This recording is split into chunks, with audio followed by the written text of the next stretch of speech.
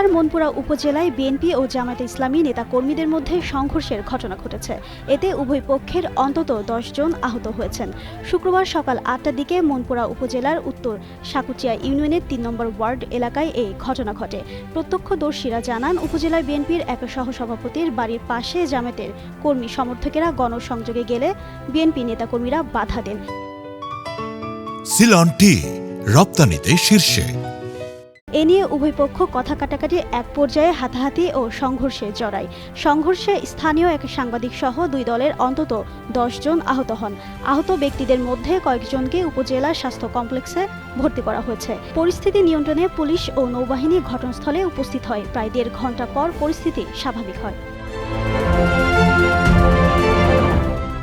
এদিকে সংঘর্ষের পর একে অন্যকে দুষছেন। উপজেলা জামায়াতে ইসলাম জানায়, ভোট চাইতে গেলে বিএনপির লোকজন বাধা দেন এবং এক পর্যায়ে হামলা চালান।